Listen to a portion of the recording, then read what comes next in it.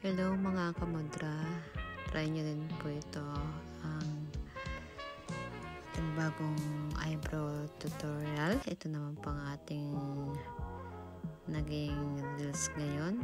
Sana po may matutunan po tayong aral dito sa ating pagka-eyebrow, lalo na tayong mga pising mga ina, mga mudra ng tahanan. Yan, sige po, pagkata tayo ng ating mga kilay, o di po ba? Thank you for watching po, and God bless.